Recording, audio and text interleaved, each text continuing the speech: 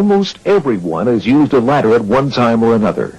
And when you need a ladder, you can almost count on one being nearby, and that it will be easy to set up and use. Unfortunately, falling from a ladder is also easy, and the injuries that result are often very serious.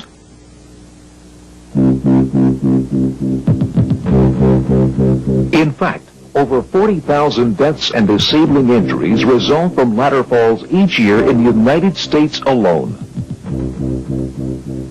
The danger of falling from a ladder is very real, and no one should ever take working with ladders for granted.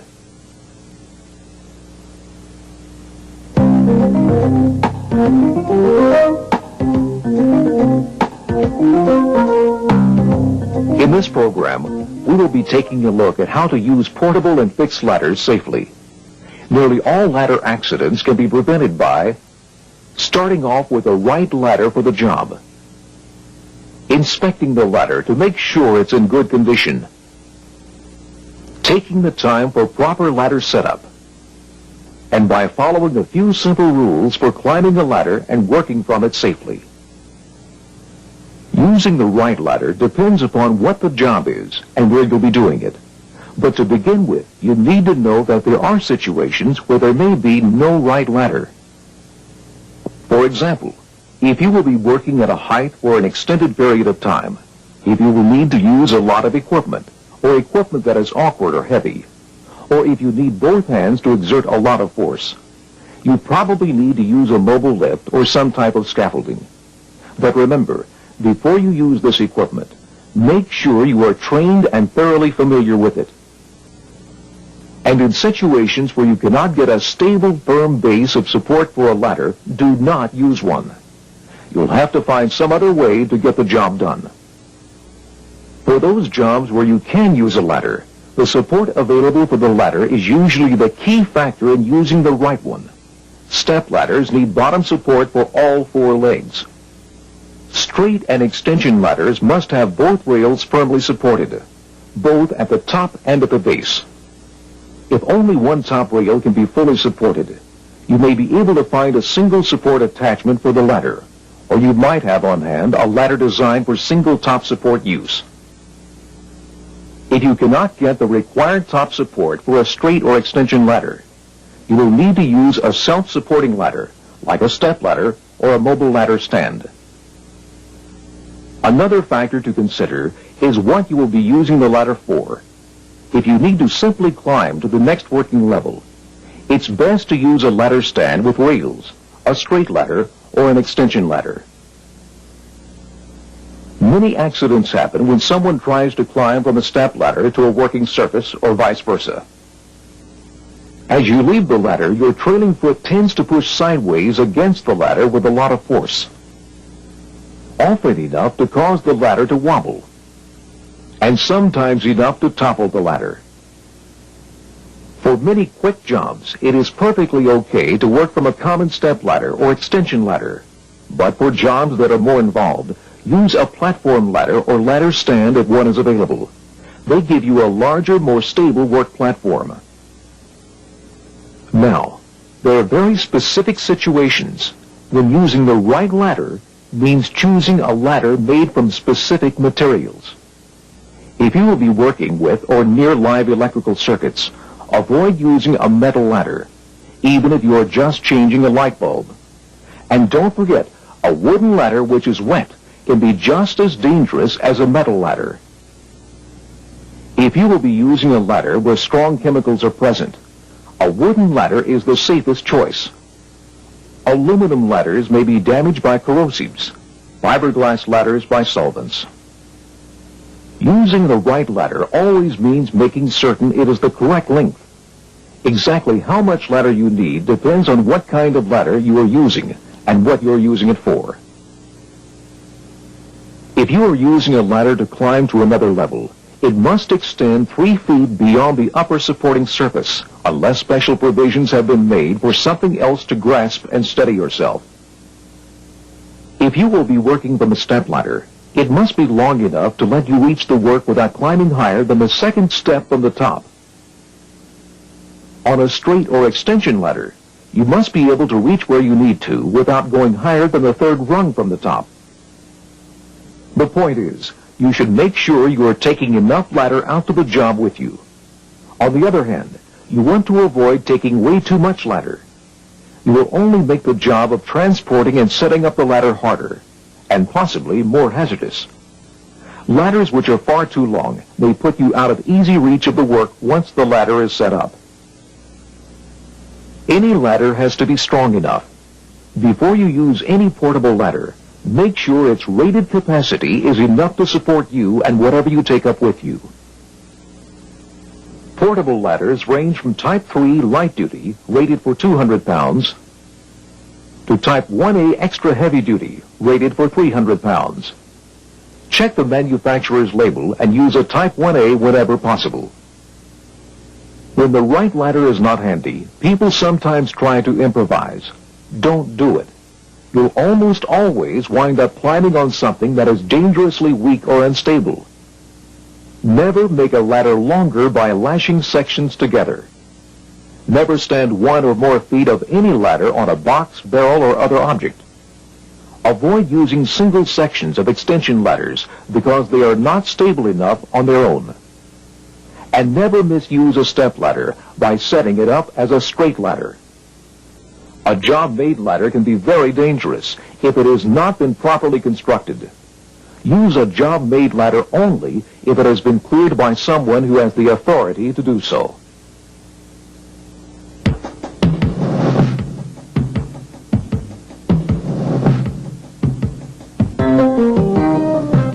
Unfortunately, any ladder can weaken and fail. Rungs break. Hardware loosens. A brace gives way. It happens far more frequently than you might think. You should always inspect a ladder before you use it. Wooden ladders should never be painted or coated with anything that prevents you from spotting flaws. Inspect a step ladder's side rails and steps. You should never use a ladder if any of the steps or side rails is bowed or cracked. And if you find any corrosion that might have weakened a metal part, do not use the ladder. Check all connections between steps and side rails.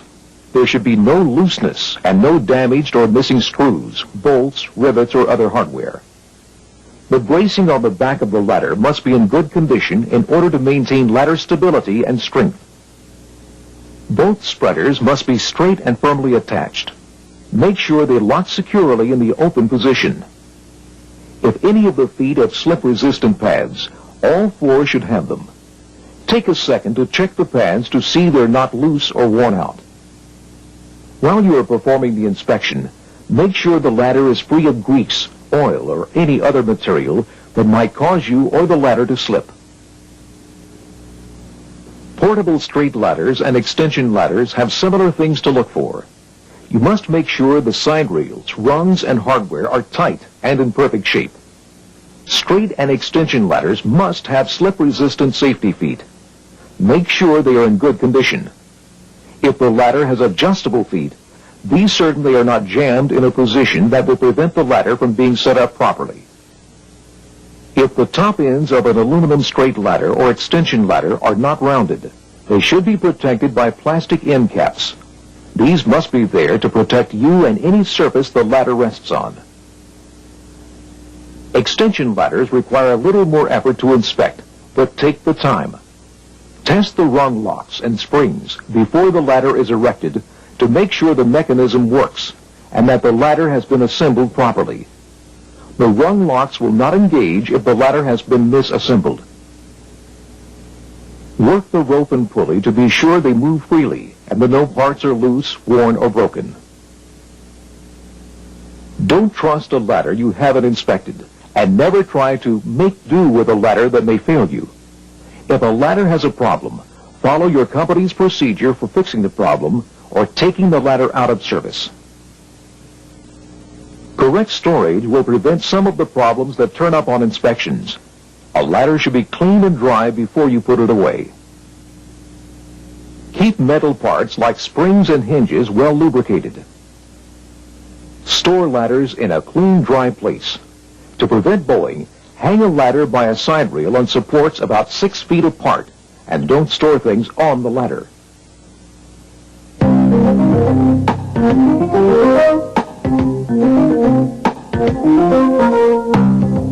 Many people hurt themselves because they do not realize that proper ladder setup is always a part of any job involving a ladder. The fact is, no matter how quickly a job can be done, there's always time to fall. Setting up a ladder begins with getting it out to the job site. You can probably carry it by yourself if the ladder is no more than 8 feet long, and if it can be carried with one hand. Hold it by one of its side rails so the ladder's front is slightly higher than the back, and its weight is balanced. And when you are changing direction, make certain the ends of the ladder won't hit anything as they swing. Do not carry a ladder vertically. Not only is it harder to control, but you have to divide your time between watching your footing and keeping an eye out for hazards overhead, like electrical lines. If the ladder is too heavy or too long to handle comfortably, get someone to help. It's very easy to injure your back if you have to strain to get a job done. Raising a straight or extension ladder is often a two-person job. One person should brace the foot of the ladder, while the other starts at the top of the ladder and walks it up rung by rung. Once the ladder is nearly vertical, with it leaning slightly toward the structure that will support it, extend the ladder to the proper height. Finally, lower the ladder into position carefully. Remember, for any ladder to be secure, it needs to have stable support. Be wary of loose gravel, especially if it is layered over a hard surface. Take the time to clear it away so the ladder is resting on a solid surface. And if you are using a straight or extension ladder, remember, both rails must be stable on both top and bottom supports. On a step ladder, double check and make sure both spreaders are fully extended and locked into place. Rock any ladder before you get on it, just to make sure it is stable.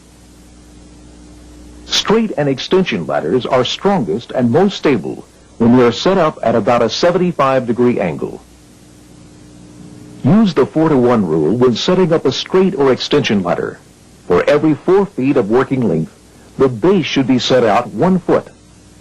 The working length of a ladder is the distance along the ladder from the bottom to the top support. So, when a 20-foot ladder is set up against a wall, its base should be 5 feet from the wall, 4-to-1. An easy way to check the 4-to-1 rule is to stand in front of the ladder with your toes touching its base. Stretch your arms out straight. Your fingertips should just touch the ladder.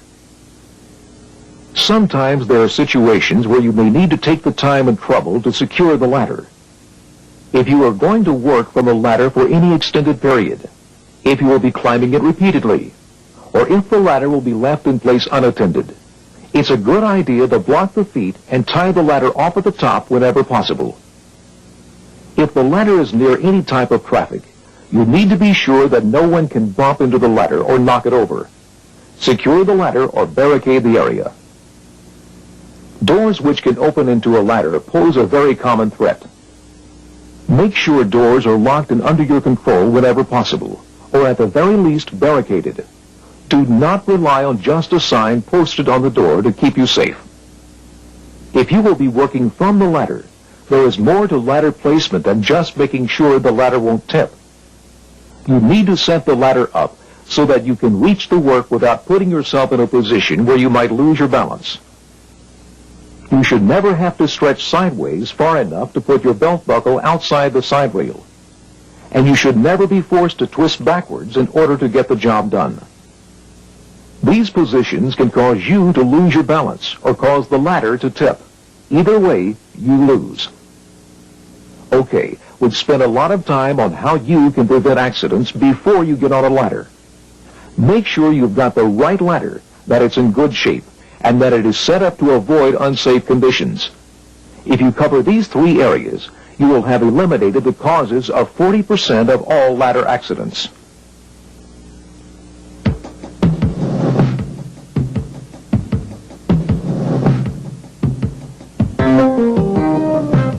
Now let's talk about how to eliminate the accidents that happen to people while climbing and working from ladders. Probably the single most important thing you can do to ensure your safety while climbing a ladder is to use both hands. Tools and materials should be securely attached to your belt or hoisted up, not hand-carried, because you need both hands free to grasp the ladder. Before you take the first step, check the bottom of your shoes to make sure they aren't slippery. You need as much traction as you can get when you are on the ladder. While you are climbing, climb deliberately and not too fast. Always maintain one firm handhold while you reach for the next. As we've already said, don't climb higher than the third rung on a straight ladder or extension ladder, and no higher than the second step from the top of a step ladder. Be especially alert and deliberate when getting on and off a ladder. That's where a lot of people get hurt.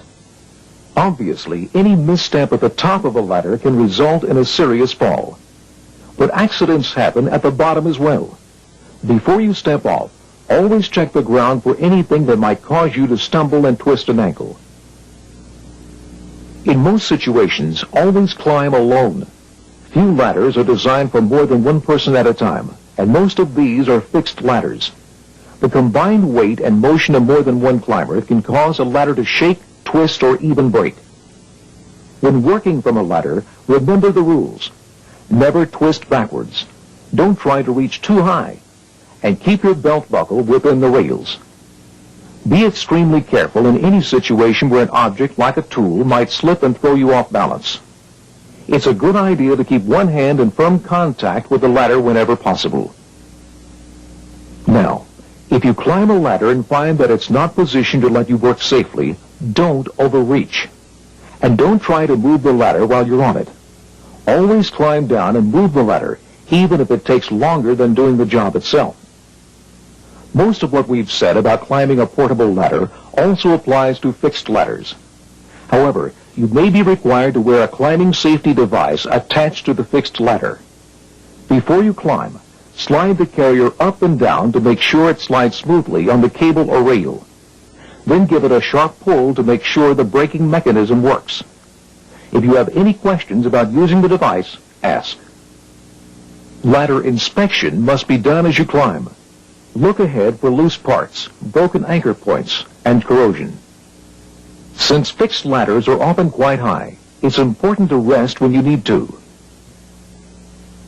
Every time you use a ladder, no matter how high you're climbing or how long you'll be up there, think about what you are doing and make the time to do it safely. Be sure you've got the right ladder.